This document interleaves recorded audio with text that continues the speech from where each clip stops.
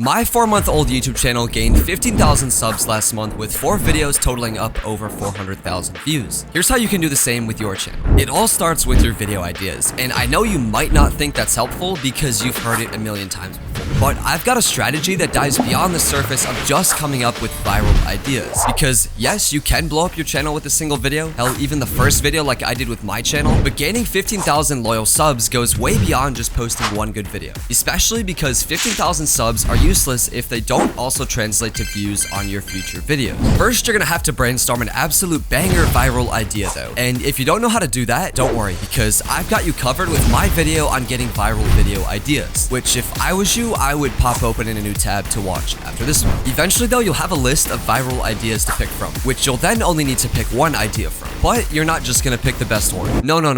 If you just pick the most inherently viral idea, it's unlikely that it'll blow up like we want it to if it doesn't also appeal to your current audience of subscribers. Hell, even if it does get a million views and brings in a ton of new subs, those subs might just kill your channel and hurt the performance of your future videos if you aren't very particular about the concept of the video. Let me explain. A video that has a wide appeal on YouTube doesn't necessarily also appeal to your current audience of subs, which we've already sort of established. For example, if I started uploading Nerf gun unboxing videos on this channel, they wouldn't do well because YouTube first starts by pushing your video out to your subs as a test after you publish. And if it does well, then start showing it to a wider audience. So if my current subscriber base of aspiring and current YouTubers gets shown a Nerf gun unboxing video, the majority of them probably won't click on it, CTR will tank, and YouTube won't push my video to a wider audience because they think it's bad. And that's even if the actual content of the video is good, like with good editing, a high quality voiceover, and so on. Just because if the viewer doesn't click on it, then that stuff really doesn't matter. With that now out of the way, you must now understand that a video with wide appeal can also appeal to your existing audience, which is where viral videos come out of. However, even if a video like this blows up on your channel, it can actually hurt you and the performance of your future content. Let me give you an example. On my channel, I make YouTube education content. So a video called something like how much MrBeast makes off of YouTube would probably appeal to my current audience of aspiring and current YouTubers. Additionally, because lots of people are curious about the money YouTubers make and also like MrBeast, it would probably have a very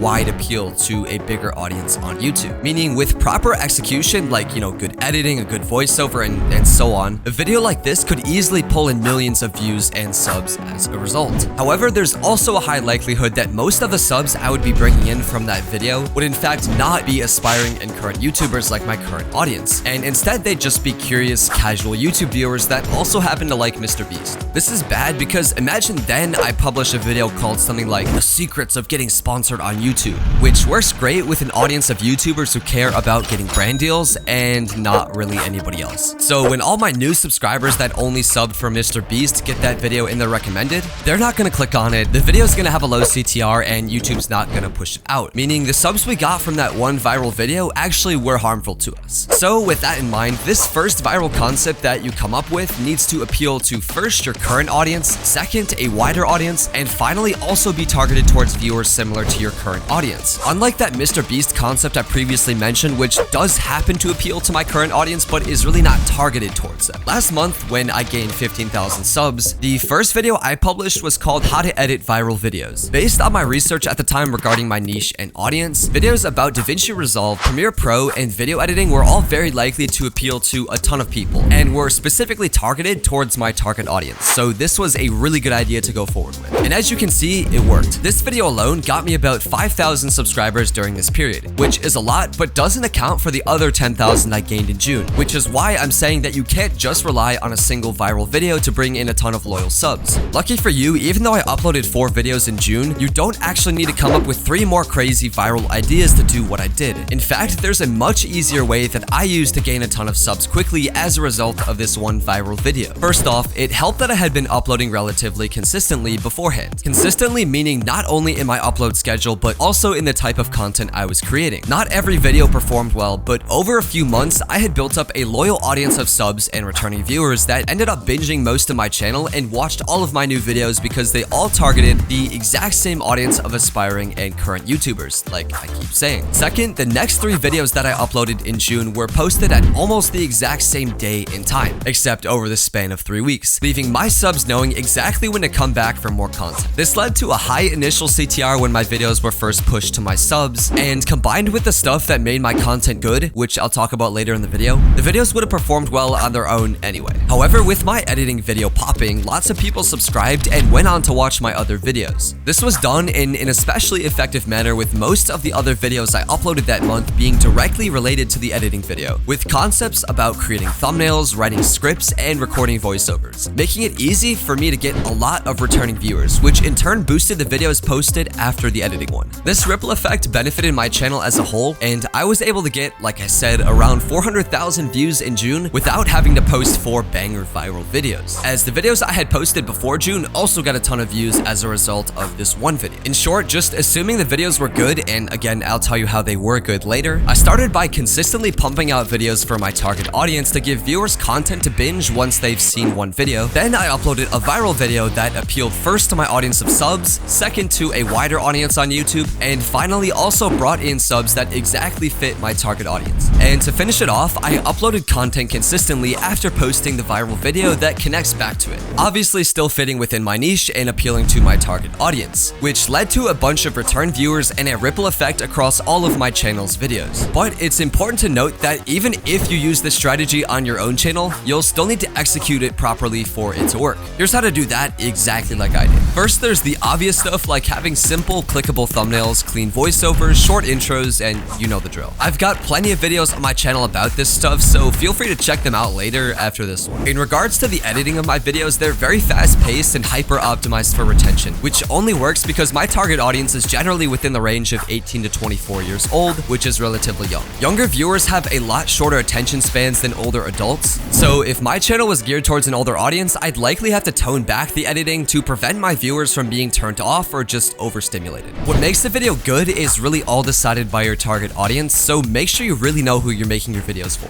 CTAs are another big thing encompassed in the execution of this strategy. CTA stands for call to action, which is literally just you telling your viewers to go do something. I think it's relatively well known nowadays that a CTA in the intro of your video telling your audience to like and subscribe before you've even gotten into anything is really ineffective, and is much better served at the end of the video when you've actually gained your audience's trust. However, I took this a step further and actually never asked my audience to sub in any of the videos that I posted in June, or really ever. This is because, like I mentioned previously, subs don't really mean anything if they don't watch other content that you put out. Granted, if a viewer subscribes, my future content will almost definitely pop up in their feed when I post, but there's an even better trick that I use to get them to watch not only my future videos, but also my older content as well, which, similar to what I discussed earlier, creates a nice ripple effect across my channel. If you've ever gotten through an entire video of mine, I always end them with something like this. So I'd recommend clicking on this video about getting sponsored on YouTube. While I'm not asking the viewer to sub, I get a returning viewer out of this that watches a second video of mine, which then leads them into another, and another, and another, and by the time they've watched 3 or 4 of my videos, there's basically no chance they won't just subscribe on their own, with the added bonus of my older content getting boosted when one of my new videos does well, which, like I've been saying, creates this really nice ripple effect